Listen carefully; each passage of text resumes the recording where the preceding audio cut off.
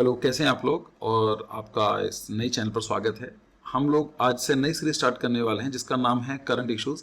Current affair से अलग है। इश्यूज का मतलब ये है कि जो भी न्यूज़ में चल रहा है उसकी इन डेप्थ स्टडी हम लोग पढ़ेंगे, अपना एक ओपिनियन बनाने की कोशिश करेंगे, उसके प्रोज देखेंगे, कॉन्सिक्वेंसेज देखेंगे। और जो मुझे ऐसा लगता है कि बहुत ही इंटरेस्टिंग टॉपिक होने हैं। और ये चाहे आप कोई भी क्लास में हो, कोई भी एग्जाम की तैयारी कर रहे हैं या आप तैयारी नहीं भी कर रहे हैं, अगर आप जॉब भी जाते हैं तो एटलीस्ट आपको इन टॉपिक के बारे में बेसिक जानकारी होनी चाहिए। तो आज का जो पहला टॉपिक है जो है the laws on polygamy among the religious group in India. Polygamy का मतलब होता है कि पोली जो वर्ड बनाए हैं, पॉलीगैमी दो वर्ड से मिलकर बना है। एक है पोली, पोली का मतलब होता है ज्यादा, एक से ज्यादा, और गैमियोस का मतलब होता है शादियां। कि जब कोई एक पर्सन, मतलब वो मेल भी हो सकता है, फीमेल भी हो सकता है, मैन वुमेन दोनों हो सकते हैं, एक से ज्यादा शादियां रचाते हैं, उसको बोला जाता है, इस प्रैक्टिस को बोला जाता है पॉलीगैमी। न्यूज में क्यों है कि असम के जो सीएम हैं, जिनका नाम है हेमंत बिस्वा शर्मा जी ने, उन्हें ये बोला है कि एक कमेटी गठन किया है और ये देखेगी पॉलीगैमी को बंद कैसे किया जा सकता है। So recently the Assam chief minister has said that the state government will move to ban the practice of polygamy through legislative actions and that an expert committee would be formed to examine the issue। और एक proper committee बनाई गई है जो इसको पूरा detail में study करेगी। तो पॉलीगैमी का मतलब क्या है? Polygamy is the practice of having more than one married spouse. That is, चाहे वाइफ हो सकती है या उनका हस्बैंड भी हो सकता है। उनके ऑलरेडी एक हस्बैंड है, अगर वो दूसरे से शादी कर लेती हैं तो ये पॉलीगैमी प्रैक्टिस हो जाएगी। अगर किसी एक पर्सन की वाइफ है ऑलरेडी है और अगर दूसरी से शादी कर लेते हैं तो ये पॉलीगैमी प्रैक्टिस में काउंट की जाती है। जो कि ये जो issue govern both by the personal laws, और जो इश्यूज होते हैं कि शादी अलाउड है नहीं है, तो ये पर्सनल लॉज भी चलते हैं। पर्सनल लॉज का मतलब होता है डिपेंडिंग ऑन द रिलीजन, अगर आपका जो पर्टिकुलर रिलीजन है उसके हिसाब से अलाउड है या नहीं है, और इंडियन पिनल कोड के थ्रू भी इनको गवर्न किया जाता है। तो डिस्कस कर लेते हैं। देखिए, पॉलीगैमी के बारे में बात करें इन द रिलीजियस कंटेक्स्ट, तो नेशनल फैमिली हेल्थ सर्वे का जो 5th सर्वे आया था 2019-20 का, जो ये बताता है कि क्रिश्चियनिटी के अंदर लगभग 2% लोग ऐसे हैं जो लोग पॉलीगैमी प्रैक्टिस करते हैं। मुस्लिम के अंदर यह संख्या 1.9% है, हिंदूज के अंदर 1.3% है, और जो बाकी कम्युनिटीज हैं, बाकी लाइक जैनिज्म हो गया, बुद्धिज्म हो गया, और भी अलग अलग कम्युनिटीज जो हैं उनके अंदर 1.6% आपको देखने को मिलेगा। तो इसका मतलब क्या है कि प्रेवलेंस ज्यादा तो नहीं है 100 में से, लेकिन 2% के आसपास, 1 से लेकर 2% के बीच में आपको हर एक रिलीजन में ये सब चीज देखने को मिल जाएंगी। So the data shows that the highest prevalence of the polygamous marriage was in north east state. मतलब हमारा जो नॉर्थ ईस्ट रीजन है, this part, this is the north east region, और यहाँ पर आपको जो स्पेशली ट्राइबल पॉपुलेशन है वहां पर आपको पॉलीगैमी की प्रैक्टिस ज्यादा देखने को मिलेगी। अगर हम बात करते हैं हिंदू कोड बिल के बारे में, देखिए हिंदू कोड बिल जो हिंदू मैरिज बिल एक्ट है 1955 में, इसकी भी काफी इंटरेस्टिंग स्टोरी है, कहीं मौका मिलेगा तो उसको भी डिस्कस करेंगे। इसमें जो पार्लियामेंट ने पास किया था 1955, मतलब देश के आजाद होने के विद इन 5-6 ईयर्स के बाद इसको पास कर दिया गया था। ये क्या करता है? Outlawing the concept of having more than one spouse at a time. और ये मना करता है कि अगर आपका एक टाइम पर 2 वाइफ या 2 हस्बैंड नहीं हो सकते हैं, तो पर्टिकुलरली इस एक्ट के थ्रू बिल्कुल मना किया गया है। और ये हिंदू एक्ट जो है, हिंदू मैरिज एक्ट है, ये सिर्फ हिंदू अकेले के लिए नहीं है, इसके अंदर बुद्धिस्ट भी काउंट होते हैं, जैन भी काउंट होते हैं, सिख भी काउंट होते हैं। ठीक है, जो इसके अंदर अब इसमें भी काफी प्रोटेस्ट चलता है। जो सिख लोग हैं, बुद्धिस्ट लोग हैं, जैन लोग हैं, वो उनका मानना है कि उनके खुद के अलग प्रैक्टिसेस हैं, बट उनकी जो शादियां वगैरह होती हैं वो गवर्न की जाती हैं हिंदू मैरिज एक्ट के थ्रू। तो वो भी चाहते हैं इसमें चेंजेस होना कर दिया जाए। क्या अगर देखते हैं कि prevention of polygamy under Hindu laws, so parliament ने पास किया गया था और यहाँ पर इसको साफ बता दिया कि ये बिल्कुल मना है। इंडियन पिनल कोड के बारे में बात करें, आईपीसी के बारे में बात करते हैं, तो आईपीसी का सेक्शन 494 है, ये मना करता है कि marrying again during life time और हस्बैंड और वाइफ, कि अगर कोई आदमी अपने लाइफ काल, जीवन काल में दोबारा शादी करता है तो ये पॉलीगैमी, ये पॉलीगैमो जो है ये पेनलाइज होगा, मतलब उसके ऊपर एक सजा का प्रावधान है। So this provision does not apply to marriage which has been declare void by court. मतलब अगर कोर्ट ने डिक्लेयर कर दिया कि ये मैरिज सही नहीं है तो शादी दूसरी की जा सकती है। ऐसा मान लीजिए कि एक चाइल्ड मैरिज हुई है 18 साल से, जो एक लड़के की जो एज 18 साल से कम है, या फिर एक जो लड़की की एज, जो गर्ल की एज है 21 से कम है, उनको बोला जाता है चाइल्ड मैरिज। अगर किसी ने शादी करा दी है, उनकी एज जो डिस्क्राइब जो एज है उससे कम है, तो कोर्ट उनको नल एंड वॉइड डिक्लेयर कर सकता है। तो ये जो होगी, उसको जब ये शादी ही काउंट नहीं की जाएगी, तो अगर हम दूसरी शादी करता है वो आदमी, तो उसको हम लोग पॉलीगैमी में काउंट नहीं करेंगे।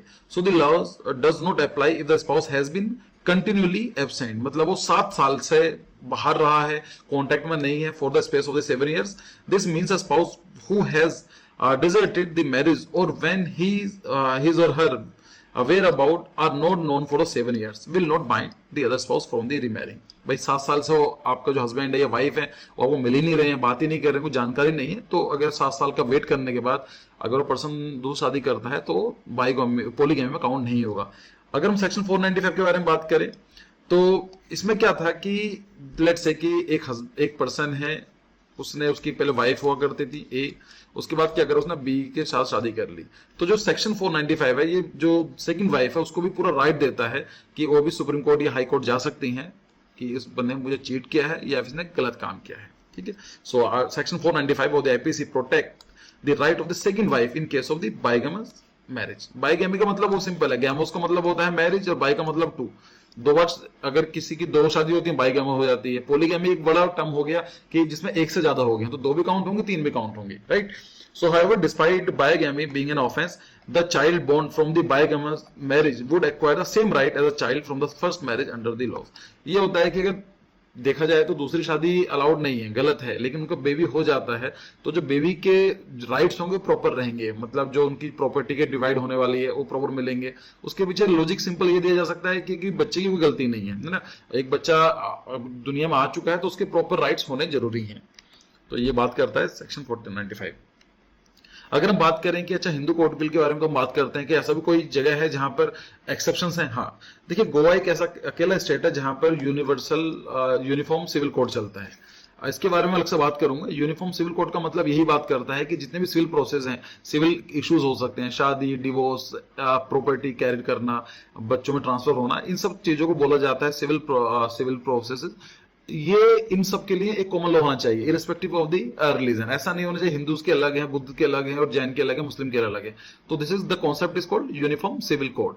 और अगर आप याद करना चाहते हैं तो आर्टिकल 44 अपना जो संविधान का है, दिस इज द आर्टिकल 44, ये यूनिफॉर्म सिविल कोड के बारे में बात करता है जो direct principle of state policy DPSP में काउंट होते हैं. ठीक है. सो यहाँ पर क्या है, गोवा के अंदर अकेला एक ऐसा स्टेट है जहां पर यूनिफॉर्म सिविल कोड है. इंडिया में डिबेट हो रही है कि होना चाहिए, कई साल से डिबेट हो रही है, और लेकिन गोवा के अंदर ये ऑलरेडी इंप्लीमेंटेड किया गया है. लेकिन वहां पर भी आपको देखने को मिलेगा एक Hindu man in the state has a right to bigamy under specific circumstances. मतलब कुछ कंडीशन ऐसी हो सकती हैं जहां पर एक जो हस्बैंड है वो दो शादी कर सकता है. क्या कंडीशन हो सकती है?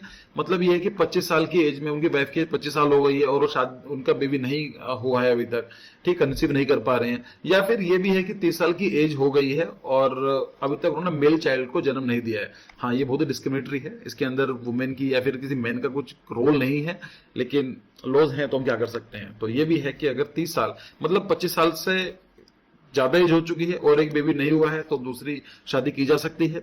या 10 साल हो चुके हैं और मेल चाइल्ड नहीं हुआ है, या 30 साल हो चुके हैं और मेल चाइल्ड नहीं हुआ है, तब उसके बाद शादी की जा सकती है, सेकंड शादी, ठीक है, मैरिज की जा सकती है. लेकिन उसके अंदर ऐसा नहीं है कि लाइक जो वाइफ होंगी, जो फर्स्ट वाइफ होंगी, और रिटर्न में लिख कर देंगे कि उनको कोई प्रॉब्लम नहीं है.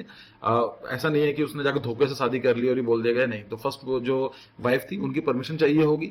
और उसके बाद ये भी देखा गया है कि लॉ एग्जिस्ट तो करता है लेकिन ऐसी शादी कई सालों में अब तक देखी नहीं गई है. मतलब अब आप बोलेंगे सर ऐसा क्या पता, ना पता हो हम लोगों को शादी कहीं हो गई हो और ना पता हो. एक्चुअली क्या होता है, गोवा के अंदर रजिस्ट्रेशन करना पड़ता है, तो ऐसा कोई रजिस्ट्रेशन केस हमें देखने को नहीं मिला है काफी सालों से. तो हम बोल सकते हैं कि प्रावधान तो है लेकिन इसका यूज ना के बराबर ही किया जाता है. कुछ सालों में तो देखा ही नहीं गया, 10-15 साल में तो आई थिंक एक भी केस हमने इसके ऊपर नहीं देखा है.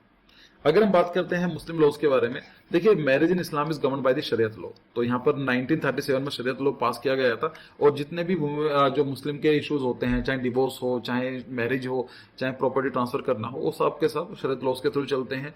सो personal laws allow Muslim man to have 4 wives. तो मुस्लिम के अंदर जो पर्सनल लॉज हैं वहां पर 4 वाइफ रखना अलाउड है. तो कुछ लोग ये भी देखा गया है कि अगर उनको 2 शादी करनी होती है तो हिंदू या फिर जैन या बुद्ध या पर्टिकुलर एनी रिलीजन के, जो भी कोई भी रिलीजन हो सकता है, वो कन्वर्ट कर जाते हैं मुस्लिम के अंदर, सो दैट कि अब जो उनको अलाउ हो जाएगा कि they can have the 4 wives. तो ये भी चीज देखने को मिली है. तो यहाँ पर क्या हुआ कि Sarla Mudgal versus union of India, ये केस हुआ था 1995 के अंदर, और सुप्रीम कोर्ट ने ये बोल दिया कि अगर आपका सिर्फ सोल पर्पस यही है शादी करना है एक से ज्यादा और उसके लिए आप मुस्लिम कन्वर्ट हो रहे हो तो ये असंवैधानिक होगा. So it is unconstitutional. ठीक है। तो उसके बाद लिली थॉमस केस भी हुआ था यूनियन ऑफ इंडिया 2000 के अंदर, तो वहां पर भी ये वाली बात फिर से दोहराई गई। तो अगर देखा जाए तो अगर हम देखा जाए कि कुछ भी चेंज करना चाहते हैं, अगर हम चाहते हैं कि मुस्लिम लॉज के अंदर ऐसा ना हो, ये देखा जाए डिस्क्रिमिनेटरी है, राइट। जो लॉज पहले एग्जिस्ट करते थे, आज अगर हम टाइम के साथ चेंज नहीं करेंगे उसकी वैल्यू कुछ नहीं है। तो ये भी एक आर्गुमेंट दिया जाता है कि जब अलग कम्युनिटी के लोग हैं उनके लिए सेम लॉज हैं, तो मुस्लिम के लिए अलग क्यों रखा गया है। और कई बार ये न्यूज में रहता भी, डिबेट के ऊपर भी रहता है, कभी हम इसको डिस्कस करेंगे यूनिफॉर्म सिविल कोड के बारे में। बट अभी के लिए आप ये समझ लीजिए, अगर हम कुछ चेंज करना चाहते हैं तो उसके अंदर में चेंज करना पड़ेगा। So any move to outlaw polygamy for Muslims would have to be special legislation which override personal laws protection that in the case of triple तलाक। जैसे ट्रिपल तलाक के अंदर भी सख्त लॉ से हुआ करता था, फिर सुप्रीम कोर्ट ने इसको बैन कर दिया, मना कर दिया कि गलत है ये, अब इसको ऊपर लेजिस्लेशन कराया जा रहा है। तो सेम चीज भी की जा सकती है। अगर हम बात करें कंक्लूजन का, तो मेरे हिसाब से इसमें होना क्या चाहिए, यूनिफॉर्म सिविल कोड होना चाहिए, जो कि आर्टिकल 44 भी हमारा संविधान में भी चीज लिखी गई है कि ये state will endeavour to implement the uniform civil code. तो आर्टिकल 44 याद कर लीजिए अगर गवर्नमेंट सर्विस की तैयारी कर रहे हैं। ये डीपीएसपी में है और direct principle of state policies के अंदर काउंट किया जाता है। हाँ, लेकिन ये ऐसा नहीं होना चाहिए कि इसको फोर्सफुली इंप्लीमेंट कर दिया जाए। जो डिफरेंट लीडर्स हैं उनको बुलाया जाए, अलग अलग जो रिलीजन के जो लोग हैं, जो उनके लोग फॉलो करते हैं, उनसे बात की जाए और उसको एक तरह से टास्क की तरह दिया जाना चाहिए। ऐसा नहीं होना चाहिए कि सेंट्रल गवर्नमेंट ने लॉ पास कर दिया और आज से खत्म हो गया, क्योंकि कोई भी चीज फोर्सफुली इंप्लीमेंट की जाती है तो उसका बेनिफिट कम देखने को मिलता है। तो यही चीज है कि एक जो डिफरेंट स्टेक होल्डर्स हैं, लोगों को अवेयर करना जरूरी है, लोगों से बात की जाए, फिर जो उनके लीडर्स हैं उनको समझाया जाए, लोकल लेवल पर भी, फिर स्टेट लेवल पर भी और नेशनल लेवल पर भी एक जगह इकट्ठे होकर आते हैं। और इसमें ऐसा नहीं है कि जो रिलीजन के हिसाब से सब कुछ मुस्लिम के साथ चेंज होगा। अलग अलग रिलीजन के अंदर कुछ ना प्रैक्टिसेस हैं। फॉर एग्जांपल हिंदुज्म के अंदर सती प्रथा हुआ करती थी, चेंज हुई ना, आज नहीं है सती प्रथा। देवदास सिस्टम हुआ करता था, अब नहीं है। So we need to change according to the need. So जितना जल्दी जल्दी हो सकता है यूनिफॉर्म सिविल कोड के बारे में बात की जानी चाहिए और इसको इम्प्लीमेंट करने के लिए कदम उठाए जाने चाहिए। सो आपको कैसे लगा ये डिस्कशन? अगर अच्छा लगा है तो प्लीज मुझे बताइए कमेंट सेक्शन में, और इस तरह की वीडियोस में और लाने की कोशिश करूंगा। So thank you for your precious time and see you in the next video. Bye bye.